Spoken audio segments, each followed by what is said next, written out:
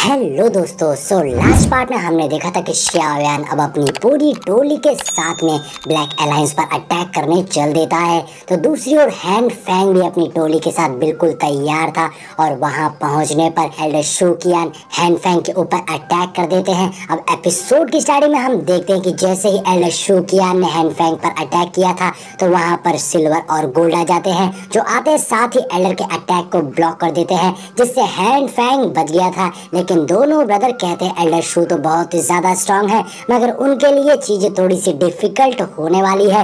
तभी पीछे से Han Fang कहता है ऐसा लगता है जैसे एल्डर शू आज हमसे लड़ना ही चाहते हैं। अब क्योंकि ये सभी हमारे दरवाजे तक आए हैं तो हम इन्हें निराश नहीं करेंगे, इनकी इच्छा जरूर पूरी करेंगे। लेकिन हाँ, मैं आज इन सभी बच्चों और ओल्ड मैन को दिखाऊंगा कि अच्छा टीचर क्या होता है और हमारे ब्लैक अलायंस की एबिलिटी क्या है।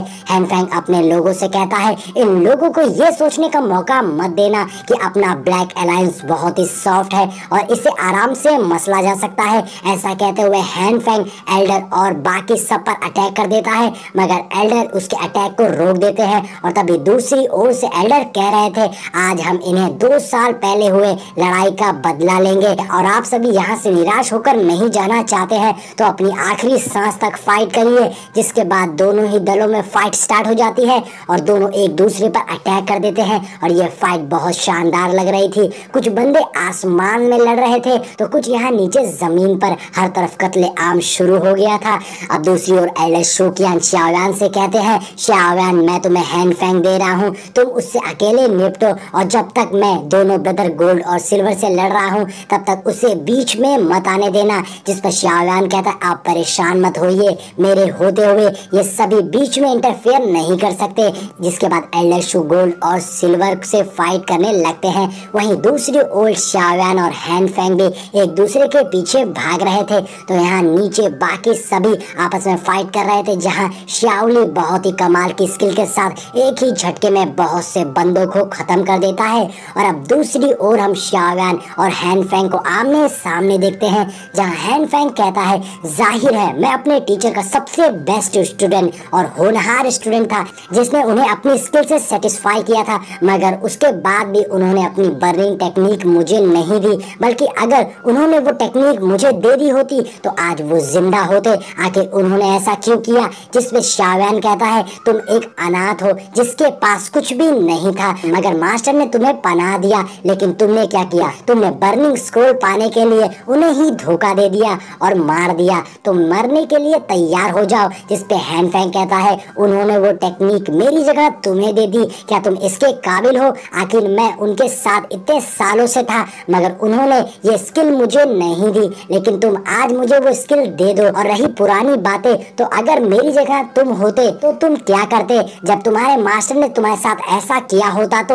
अब इस बात पर xiaoyan कहता है कि तुम एक गंदे इंसान हो और गंदा इंसान अपनी गंदी नजरों से ही दुनिया को देखता है। तो यहाँ Han Fang xiaoyan को लालच देने लगता है अगर तुम मुझे वो टेक्निक दे देते हो तो मैं तुम्हें अपने ब्लैक अलायंस में शामिल कर लूंगा। मेरे पास बहुत सारी रेमेडीज है जो मैं तुम्हें दे दूंगा। इसके अलावा मेरे पास बहुत सी स्किल है, सब मैं तुम्हें दे दूंगा, सब तुम्हें मिल जाएगी। जिसपे xiaoyan कहता है मुझे बस तुम्हारी लाइफ दे दो।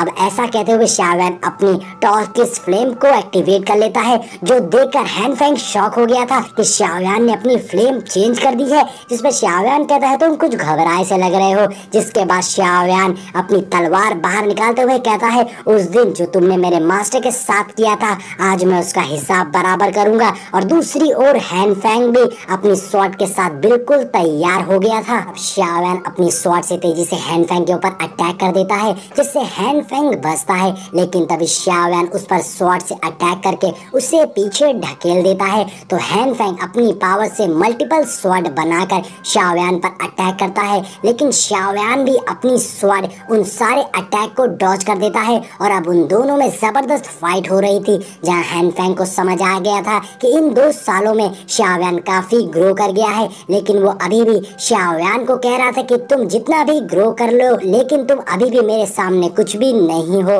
तभी xiaoyan अपनी स्वॉर्ड से Han Fang पर अटैक करता है, तो Han Fang अपनी स्वॉर्ड उसके अटैक को रोक देता है। लेकिन यहाँ हम देखते हैं xiaoyan की पावर्स इतनी ज्यादा थी कि Han Fang की स्वॉर्ड टूट जाती है, जिससे Han फैंग पीछे हो गया था और अब ये देखकर हैन फैंग के होश उड़ गए थे। उसे समझ में आ गया था कि उसकी सी हर्ट फ्लेम ब्रेक हो रही है। तभी शाओवैन पावर्स जनरेट करते हुए अपनी स्वॉर्ड से हैन फैंग पर जबरदस्त अटैक करता है, लेकिन हैन फैंग भी अपनी पावर्स अपने हाथों से शाओवैन के अटैक को मोड़ते हुए उसकी स्वॉर्ड को पकड़ लेता है, जो देखकर शाओवैन भी हैरान रह गया था कि हैन फैंग में काफी दम है। शाओवैन यही सोच रहा था कि मास्टर ने सही कहा था, हैन फैंग से निपटना आसान नहीं होगा। हैन फैंग की पिल मेकिंग और कल्टीवेशन दोनों ही बहुत टैलेंटेड है, इसलिए ये इतना स्ट्रॉन्ग है। यहाँ हम देखते हैं हैन फैंग ने शाओवैन को हवा में रोक रखा था।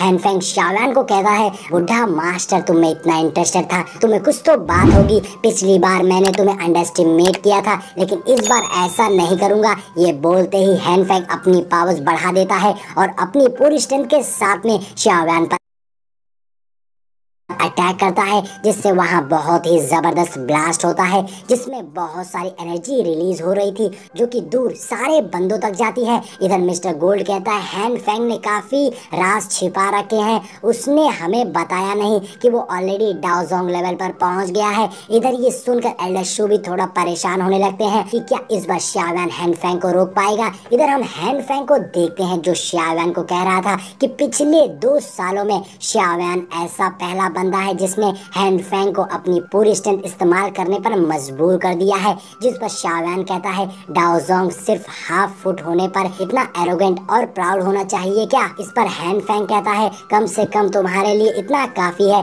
ये बोलते हुए हैन फैंग अपनी फ्लेम को एक्टिवेट कर लेता है, तो शाओवैन भी अपनी दोनों फ्लेम को एक्टिवेट कर लेता है। जहाँ हैन फैंग देखता है कि शाओवैन ने फॉलिंग हार्ट फ्लेम को रिफाइन कर लिया था, जो देखकर हैन फैंग के तोते उड़ गए थे। वो देखते हैं कि शाओ 2 डिफरेंट फायर को फ्यूज करने के लिए बर्निंग टेक्निक का यूज कर रहा था। यही रीजन था जो शाओवैन ने फॉलिंग हार्ट फ्लेम को ब्रेक थ्रू कर लिया था।